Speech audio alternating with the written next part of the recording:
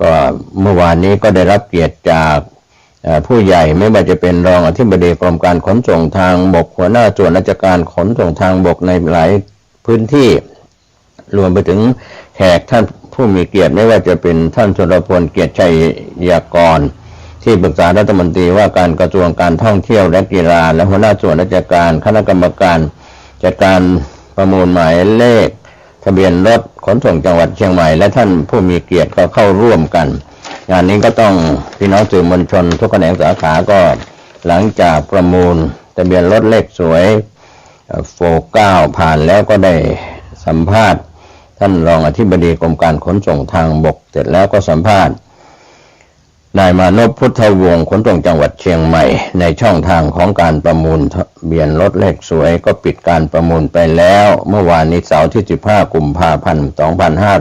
2568ก็ท่ามกลางบรรยากาศที่เศรษฐกิจตกสะเก็ดก็ยังมีผู้ประมูลบางหมวดหมายถึงบางหมายเลขนั้นก็อาจจะยังไม่เทียบกับปีก่อนๆที่ช่วงเศรษฐกิจดีก็อาจจะมีราคาที่ประมูลได้แตกต่างกันไปถึงในภาวะเศรษฐกิจเช่นปัจจุบันนี้เป็นอย่างนี้ก็ยังมีผู้ที่ได้รับการประมูลทะเบียนรถหมายเลขสวย301หมายเลขเป็นไปอย่างคึกคักโดยเฉพาะพื้นที่จังหวัดเชียงใหม่ซึ่งในหลายปีที่ผ่านมาก็มีการประมูลทะเบียนรถเลขสวยในอักษรต่างๆได้มูลค่านับหลายร้อยล้านบาทที่ผ่านมาเฉพาะส่วนของจังหวัดเชียงใหม่ส่วนในภาพรวมทั้งประเทศตั้งแต่มีการเปิดประมูลทะเบียนรถเลขสวยเข้าสู่กองทุนเพื่อความปลอดภัยของผู้ใช้รถใช้ถนนอุบัติเหตุที่เกิดขึ้นนำทุนเหล่านี้มาช่วยเหลือก็นับใช้ไปบ้างแล้วก็ยังคงเหลืออยู่เกือบ 4,000 ล้านบาทก็ถือว่าได้รับความนิยมในภาพรวมทุกจังหวัดทั่วประเทศโดยเฉพาะเชียงใหม่นั้นจะมีการประมูลทะเบียนรถเลขสวยด้วยวาจาและทางอินเทอร์เน็ตก็ปีละ2 ครั้งก็ถือว่าเป็นส่วนที่ยังเป็นส่วนที่หลายท่านยังให้ความสนใจในเรื่องนี้ก็เป็นส่วนข่าวคืบหน้าเรื่องของสำนักงานขนส่งจังหวัดเชียงใหม่เปิดประมูลป้ายเลขสวยหมวดอักษรงองูพอพานเงินทองมั่งมีสินทรัพย์เพิ่มพูน301หมายเลขทั้งประมูลทางวาจาและทางอินเทอร์เน็ตผ่านพ้นไปด้วยความเรียบร้อยก็ถือว่าในโอกาสข่าวครั้งต่อไปหรือในส่วนข่าวอื่นๆที่เกี่ยวข้องกับการประมูลทะเบียนรถเลขสวยก็จะได้นำมารายงานให้ท่านได้รับรู้รับทราบเพิ่มเติมข่าวทางแวดวงของคณะสงฆ์ด้านสมณศักดิ์โปรดสถาปนาสมณศักดิ์พระธรรมวชิระขออภัยพระธรรมวชิราภรณ์เป็นพระราชาคณะเจ้าคณะรอง14กุมภาพันธ์2568โดยทางทีมข่าวได้รับรายงานในเว็บไซต์ราชกิจจานุเบกษาเผยแพร่ประกาศสถาปนาสมณศักดิ์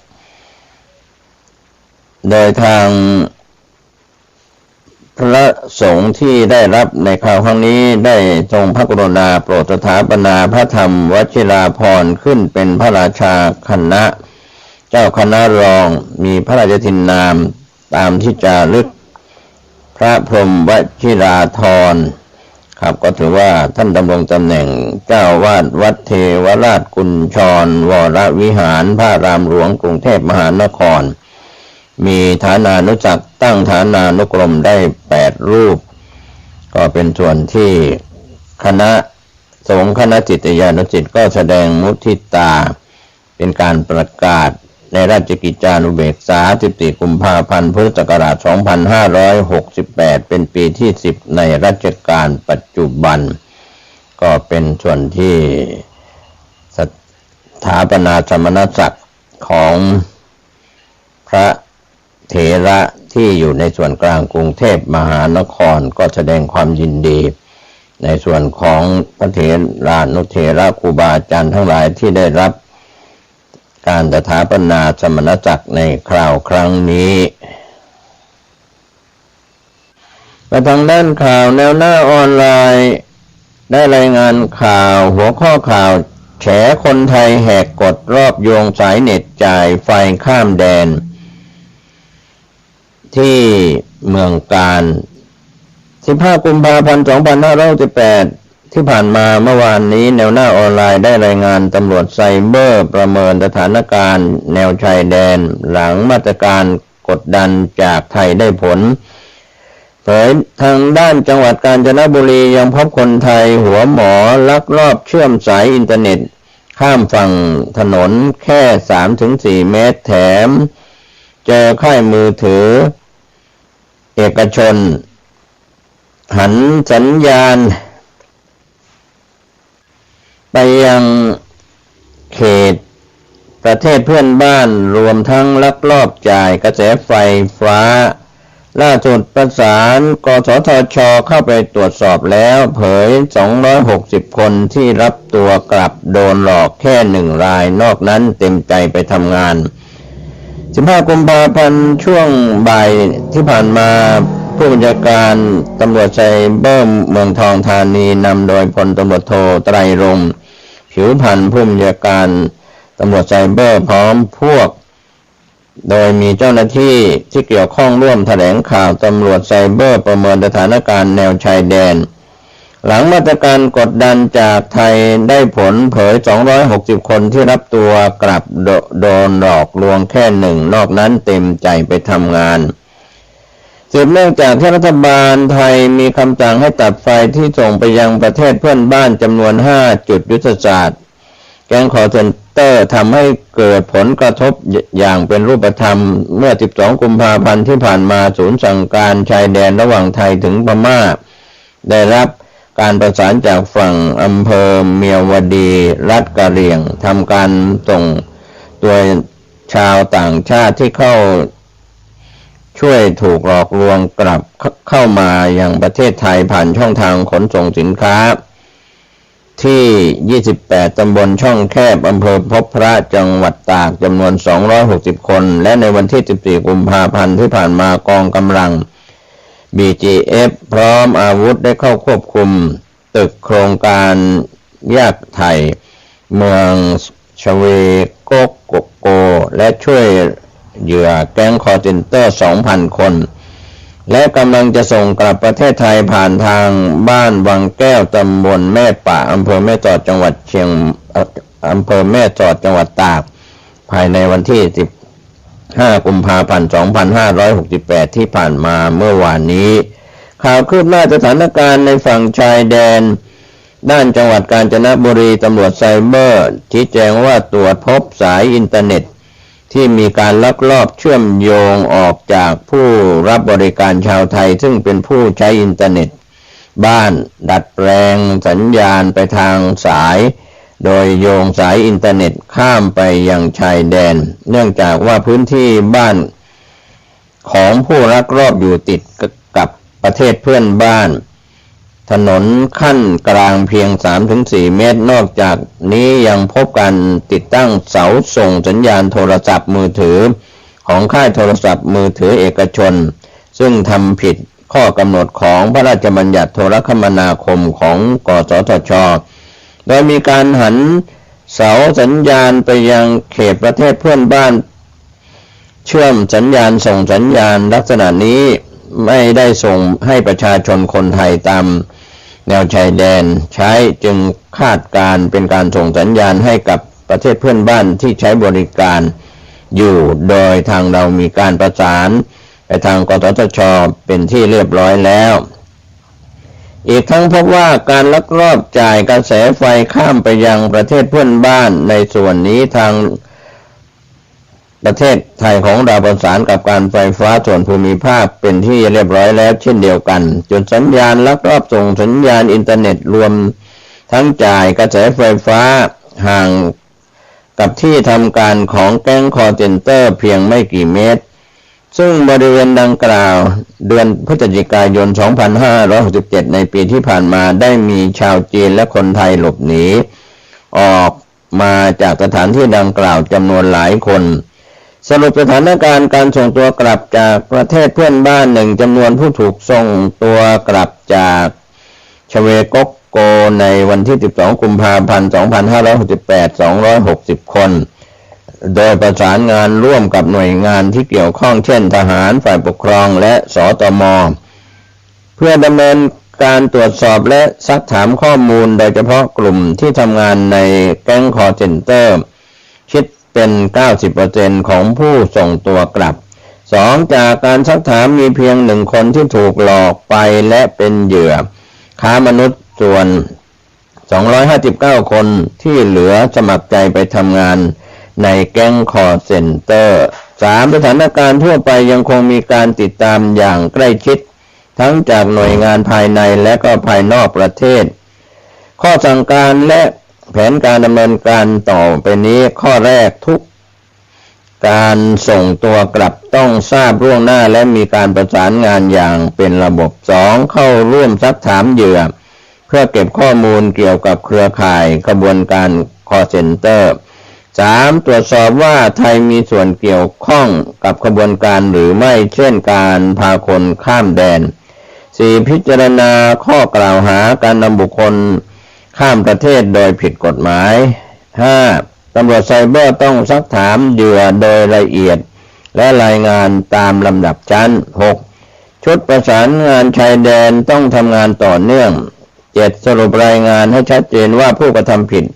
เข้าข่ายข้อหาใด 8. ตรวจสอบจำนวนเหยื่อและจัดกำลังเจ้าหน้าที่ให้เหมาะสม 9. เก็บแฟ้มข้อมูลทุกการจับกุมและทำรายงานสถานการณ์แนวชายแดนทุกวันก็เป็นเรื่องราวข่าวคืบหน้าจากแนวหน้าออนไลน์ที่ได้รับรายงานกันเข้ามานะครับในเรื่องของข่าวปัญหาชายแดนแก๊งคอลเซ็นเตอร์กระทั่งด้านข่าวควันหลงจากกรุงเทพธุรกิจออนไลน์รายงานควันหลงของวันวาเลนไทน์จากต่างประเทศมีเงินนับเป็นน้องมีทองนับเป็นแฟนทองคำในจีนพุ่งรับวาเลนไทน์ที่ผ่านมาหลังจากวันที่ 14 กุมภาพันธ์ที่ผ่านมายอดขายทองรูปพรรณพุ่งในจีนรับเทศกาลวาเลนไทน์คู่รักเปลี่ยนจากให้ของแบรนด์เนมไปเป็นทองขนาดเล็กมีค่าทั้งทางใจและการลงทุนขณะที่คนโสดก็ซื้อให้ของขวัญตัวเองสำนักข่าวเซาท์ไชน่ามอร์นิ่งโพสต์รายงานว่ากระแสความต้องการเครื่องประดับทองคำพุ่งสูงขึ้นในจีนก่อนวันวาเลนไทน์ที่ผ่านมาเนื่องจากผู้บริโภคเลิกซื้อของขวัญหรูหราอื่นๆและหันมาซื้อทองรูปพรรณให้แทนโดยทองคำเข้ามาแทนที่กระเป๋าถือดีไซเนอร์และเครื่องสำอางราคาแพงซึ่งถือเป็นของขวัญหรูหราที่ผู้บริโภคชาวจีนต้องมีในปีนี้ราคาเครื่องประดับทองคำพุ่งสูงเป็นประวัติการณ์ในจีนในช่วงไม่กี่เดือนที่ผ่านมาเนื่องจากนักลงทุนต้องการหาสินทรัพย์ปลอดภัยสำหรับการออมเงินและยังมีปัจจัยที่ไม่คาดคิดที่ทำให้ความต้องการทองคำพุ่งสูงขึ้นอีกครั้งก็คือคู่รักหนุ่มสาวที่หันมาซื้อทองให้กันและกันการออกแบบที่ทันสมัยเช่นเครื่องประดับทองคำขนาดเล็กที่ดีไซน์เหมือนช่อดอกกุหลาบได้รับความนิยมเป็นพิเศษโดยยอดขายพุ่งสูงขึ้น 445% เมื่อเทียบเป็นรายปีตามรายงานของสื่อในประเทศอ้างอิงข้อมูลจากร้านขายเครื่องประดับและร้านค้าออนไลน์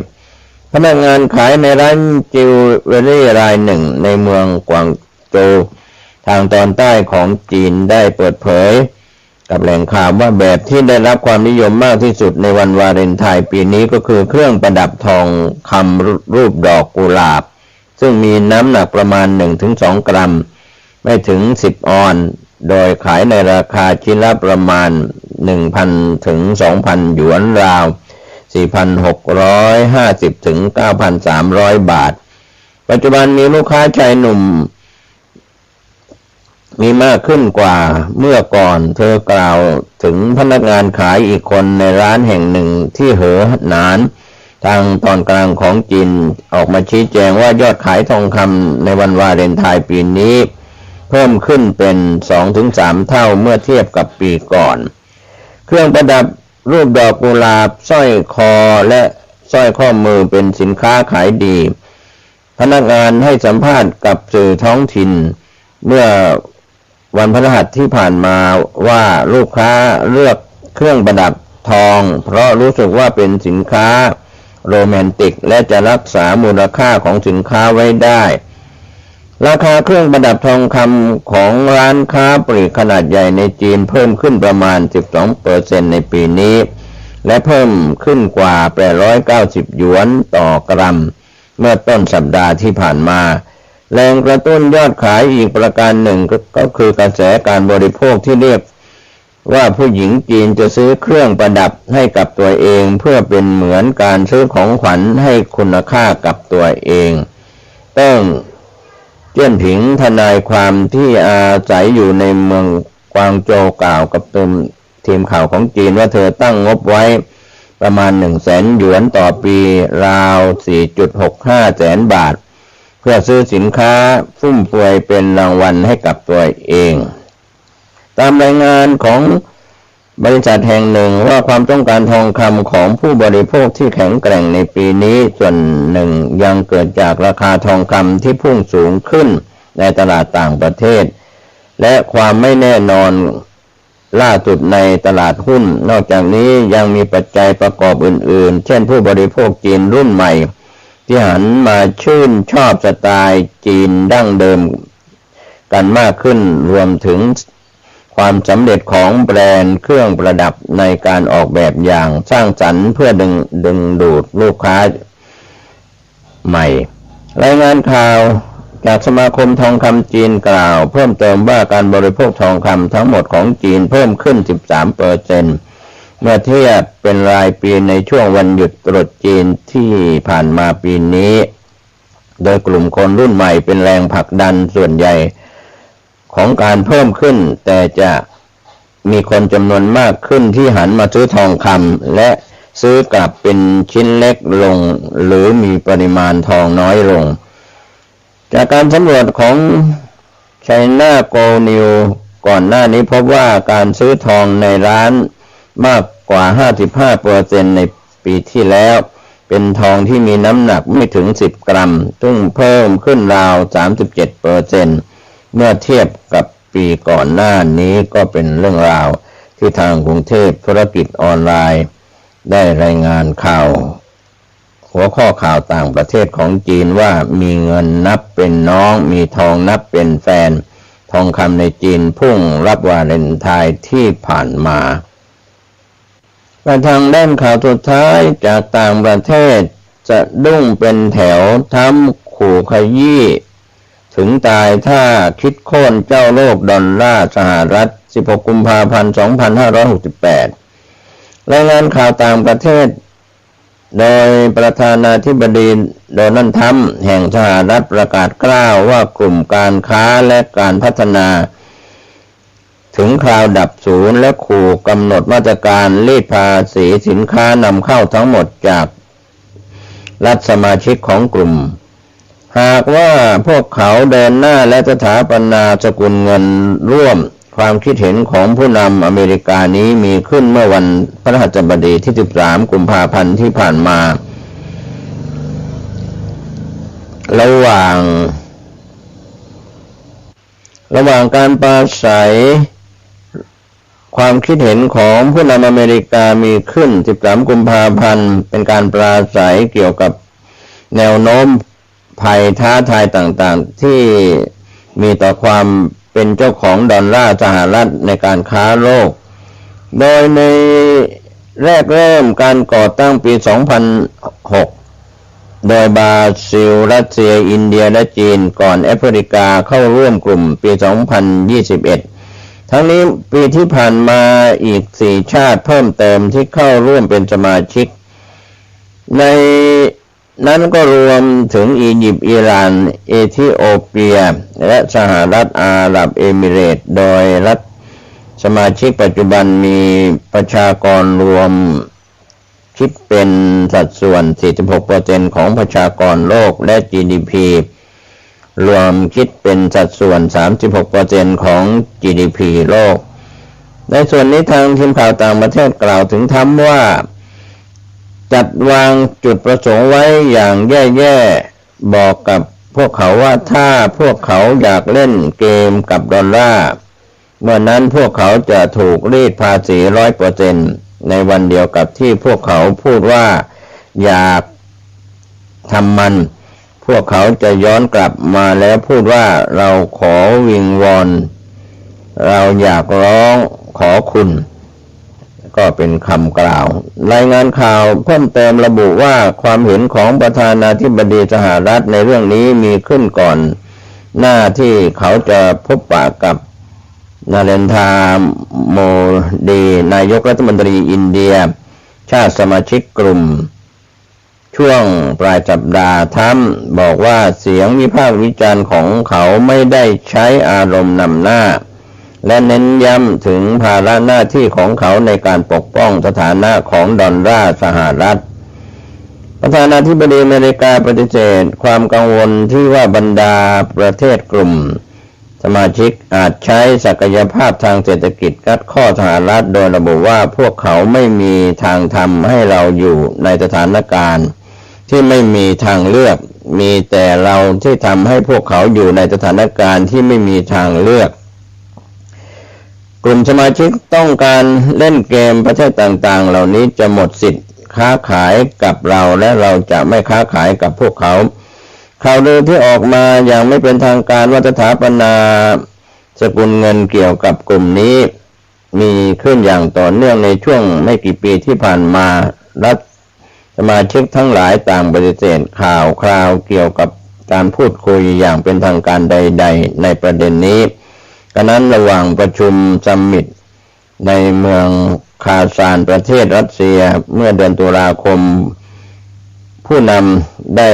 ให้คำมั่นว่าจะพัฒนาการชำระเงินข้ามชายแดนเพื่อแข่งขันกับเครือข่ายของตะวันตกและใช้สกุลเงินท้องถิ่นในการซื้อขายระหว่างกันนะครับก็เป็นเรื่องราวที่มีการประชุมกันประธานาธิบดีวลาดิมีร์ปูตินแห่งรัสเซียประณามรัฐบาลสหรัฐต่อการใช้มาตรการคว่ำบาตรและการจำกัดทางการเงินโดยระบุว่าการใช้ดอลลาร์เป็นอาวุธคือการผิดพลาดใหญ่หลวงที่ผลักดันให้ประเทศต่างๆสำรวจหาทางเลือกอื่นทดแทนก็เป็นที่มาของข่าวต่างประเทศ RT News ท่านใช้วิจารณญาณในการรับข้อมูลข่าวสารวันนี้ข่าวชาวบ้านหมดเวลาลงผมก็เจตเพชรเม็ดบรรณาธิการข่าวก้าวหน้านี้ก็ขอบคุณพี่น้องสื่อไทยสื่อเทศสื่อภายในประเทศสื่อจากต่างประเทศท่านใช้วิจารณญาณในการรับข้อมูลข่าวสารข่าวชาวบ้านในช่วงนี้ก็อากาศก็ยังเย็นในช่วงเช้าและร้อนในช่วงเที่ยงบ่ายและค่ำก็ขอให้ท่านติดตามการพยากรณ์อากาศจากกรมอุตุนิยมวิทยาศูนย์อุตุนิยมวิทยาประจำภาคสุขกายสบายใจในการเดินทางขึ้นเหนือร่องใต้สวัสดีครับญาติโยมศรัทธาสาธุชนท่านผู้ฟังทั้งหลายทุกท่านทุกคนก็มาพบปะกันอีกเช่นเคยนะ ในรายการปกิณกะแห่งธรรมะจากตุเจ้าวัดหนองตองห่างดงจังหวัดเชียงใหม่ตอนนี้พบโยมเป็นประจำทุกวันในเวลาเดียวกันนี้และก็ทุกวันณทางสถานีวิทยุแห่งนี้เป็นเวลา30 นาทีโดยประมาณก่อนอื่นนั้นทุกครั้งเราจะมีการไหว้พระสวดมนต์เพื่อเกิดเป็นมังคละเป็นมงคลถวายพระพรชัยมงคลแด่สมเด็จพระเจ้าลูกเธอเจ้าฟ้าพัชรกิติยาภาเน้อตั้งอกตั้งใจไหว้พระกันสวดมนต์กันอะระหังสัมมาสัมพุทโธภควา พุทธังภคววันตังอภิวาเทมิกราบพระพุทธสวากขาโตภควตาธัมโมธัมมังนัมสสามิกราบพระธรรมสุปฏิปันโนภควโตสาวกสังโฆสังฆังนัมมามิกราบพระสงฆ์นะโมตัสสะภะคะวะโตอะระหะโตสัมมาสัมพุทธัสสะนะโมตัสสะภะคะวะโตอะระหะโตสัมมาสัมพุทธัสสะนะโมตัสสะภะคะวะโตอะระหะโตสัมมาสัมพุทธัสสะพุทธังสรณังคัจฉามิธัมมังสรณังคัจฉามิสังฆังสรณังคัจฉามิตุติยัมปิพุทธังสรณังคัจฉามิตุติยัมปิธัมมังสรณังคัจฉามิตุติยัมปิสังฆังสรณังคัจฉามิตติยัมปิพุทธังสรณังคัจฉามิตติยัมปิธัมมังสรณังคัจฉามิตติยัมปิสังฆังสรณังคัจฉามิอิติปิโสภะคะวะอะระหังสัมมาสัมพุทโธวิชาจารณะสัมปันโนสุขโตโลกวิโตอนุตตรังปริสัทธัมมสารติสัทธาเทวมนุสสานังพุทโธภควาติยันตุนิมิตตังอวมังคลัญจาโยจามนาโปสกุณัสสะสัทโธปาปักขะโหตโสปินังอากันตังพุทธานุภาเวนะวินาสเมนตุสวากขาโตภควตาธัมโมสันดิติโกอากาลิโกเอหิปัสสิโกโอปนัยโกปัจจตังเวทิตโพวินยูหิติยันตุนิมิตตังอวมังคลัญจาโยจามนาโปสกุณัสสะสัทโธปะปะกะโหตุสุปินังอากันตังธัมมานุภาเวนะวินาสเมนตุสุปฏิปันโนภควโตสาวกสังโฆอุชุปฏิปันโนภควโตสาวกสังโฆยายะปฏิปันโนภควโตสาวกสังโฆสามีจิปฏิปันโนภควโตสาวกสังโฆ